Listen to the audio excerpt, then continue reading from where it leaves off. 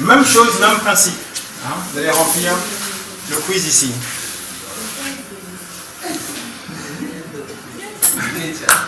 Parmi les commandes suivantes, hein, les commandes elles sont là. Bevel, cut, on a parlé d'extrude tout à l'heure, merge, duplicate, lesquels obtiennent ces résultats. Voilà, nous avons un objet comme ça, dont les vertex ont été sélectionnés pour obtenir ça comme résultat. C'est quelle commande qui permet d'obtenir ça? Même chose ici aussi. Une tranche a été sélectionnée, un edge a été sélectionné, ça nous donne ça. Qu'est-ce qui permet cette commande? Qu'est-ce qui permet ce résultat-là? Quelle commande permet ce résultat-là? Même chose aussi pour cet objet qui devient 3, etc., etc. Donc remplissez ça, s'il vous plaît. Et vous écrivez en majuscule de façon à ce qu'on puisse bien lire.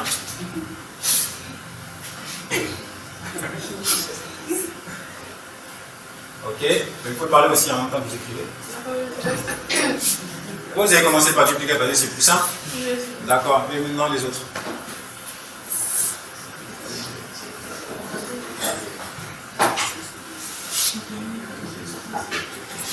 Qu'est-ce qui nous permet d'avoir ce résultat-là? Lorsque je sélectionne un edge et puis j'obtiens ce résultat-là, qu'est-ce que c'est? Qu'est-ce qui nous permet de ça?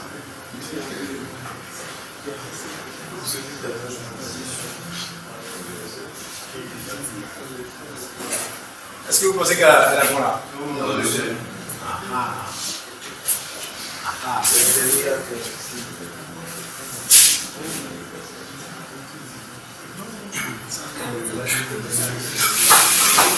Qu'est-ce qui permet d'obtenir ce résultat? Qu'est-ce qui permet de pouvoir fusionner les edges, les vertex qui sont là? Qu'est-ce qui permet d'obtenir ce genre de résultat-là? Essayez de voir. Comment? Quoi ça? Ouais, mais on a parlé de ça, on a traduit tout ça. On a fait les vocabulaires techniques et on a parlé de ça, n'est-ce pas? Voilà. Ceux qui suivaient, ils ont vu que bevel, ça veut dire quelque chose. Cut, ça veut dire quelque chose. Extrude, ça veut dire quelque chose. Extrude, vous avez compris le principe d'extrude, non? Voilà. Qu'est-ce qui ressemble peut-être à cette action qui serait là pour pouvoir donner ce résultat?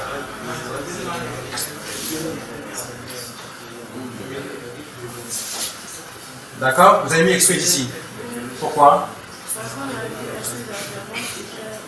Parlez bien fort parce qu'on demande. Extrude, ça donne une zone épaisse. Ouais, ça donne de l'épaisseur à votre surface. Donc vous avez obtenu de l'épaisseur ici grâce à la sélection d'une surface ici et à l'obtention de l'épaisseur ici, d'accord? Ok. Bon, il nous en reste encore deux.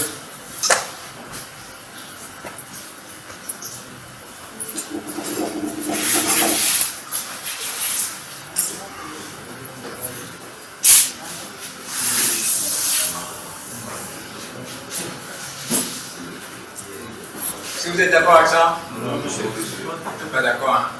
Elle a mis cut là-haut, là. Ah. Ah, ça ne ressemble pas, donc c'est pas bon.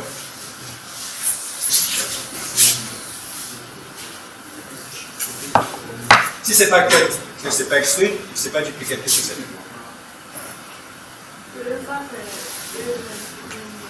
Parlez bien fort. Mais là, c'est pas un bevel et puis merge. Voilà. Merge, ça veut dire quoi? Merge, qu'est-ce que ça veut dire merge? Fusionner. Voilà. Donc, vous voyez que j'ai ces différents vertex qui sont là. Ils ne deviennent qu'un seul. C'est là qu'on les a. Voilà. C'est facile. Il faut mettre merge pour cette commande qui est ici. Ok. Maintenant, en ce qui concerne cette truc-là. C'est comme un livre. Hein. Vous obtenez une définition meilleure par rapport à l'edge qui est là, par rapport à l'arrêt qui est là. Donc, qu'est-ce qui permet de pouvoir obtenir ce genre de résultat? C'est? Oui, c'est vrai que cut pourrait faire le travail. Ça, c'est vrai, je ne dis pas non. Mais il y a une autre commande qui permet de pouvoir faire ça. Voilà, le bevel. Sinon, le cut pourrait faire le même travail, mais ce serait beaucoup plus fastidieux parce qu'il faudrait couper et puis après déplacer. D'accord? Donc, nous avons, parmi ces quatre commandes-là, sélectionné des vertex ici pour n'obtenir qu'un au milieu comme ça. Donc, on a fait un merge, on a fait une fusion des vertex. Ok. Pour le deuxième, on a sélectionné un edge et puis on a fait un bevel pour obtenir une tranche, voilà, une surface beaucoup plus visible, d'accord? Pour le troisième élément là, nous avons une pipe ici qui a été multipliée par 3, donc c'est le duplicate qui permet de pouvoir obtenir plusieurs copies d'un même élément. Et bien évidemment, on a une sphère polygonale ici, on a sélectionné les faces et puis on a fait ce qu'on appelle un extrude pour obtenir ce qu'on appelle de l'épaisseur supplémentaire à ces faces qu'on a sélectionnées auparavant. D'accord? Oui?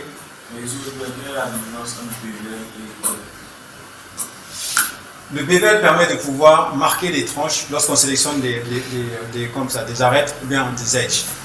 Le cut permet de pouvoir découper, sectionner comme on veut, de façon libre. C'est-à-dire, je peux venir découper le polygone comme je veux, hein, tracer dessus comme je veux. Mais le bevel, lui, permet juste de sélectionner un edge et puis d'appliquer cette option de définition supplémentaire.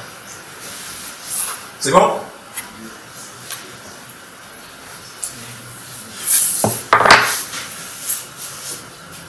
Voilà, cet exercice est simple, hein, facile. Vous avez un axe de symétrie là au milieu. Vous avez ce qu'on appelle, je ne vais pas dire des points d'ancrage, mais des CV, d'accord?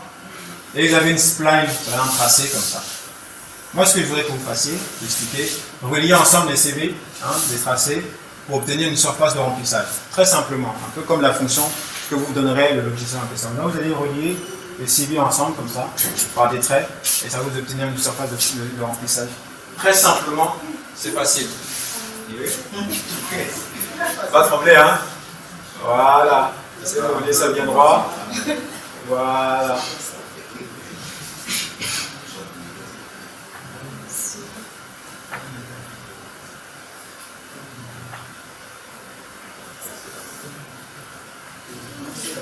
Ok. Moi, ce que je voudrais vous passer, c'est que vous marquiez l'axe de symétrie comme ça, sur le tracé que vous avez créé là. Non, sur le tracé, sur le tracé. Non, marquez, faites un trait. Bien droit. Ok. Maintenant, ce que je voudrais que vous fassiez, c'est que vous traciez, hein, les splines aussi. Vous allez redessiner les splines telles qu'elles sont ratifiées.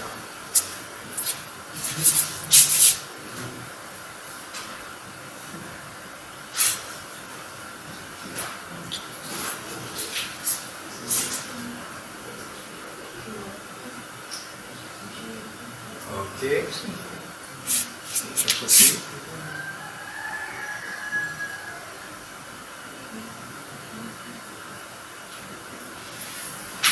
Ok. Et puis une dernière chose, si vous y arrivez, vous allez... Non, on va laisser ça comme ça. Donc, voici ce que serait une méthode de modélisation qu'on appelle... On appelle ça, René? Surface modeling, exactement. À partir de spline, de tracé, voilà, on obtient une surface en 3 dimensions. Merci beaucoup, mademoiselle, de vous asseoir. Si jamais vous avez à modifier, je ne sais pas, une bouteille en 3 dimensions comme ça, vous allez devoir pratiquer à peu près le même principe. Vous allez faire le profil de la bouteille par rapport à un axe de symétrie. Puis ajouter ce qu'on appelle un modificateur en effet, et vous allez avoir la bouteille. Alors, comme vous savez, une bouteille, c'est le récipient, le liquide à l'intérieur, etc., etc. Donc, vous voyez que le travail va être intéressant, je suppose, lorsque vous allez pratiquer ça. C'est bon, je peux y passer ça? Monsieur Rico, prenez des notes?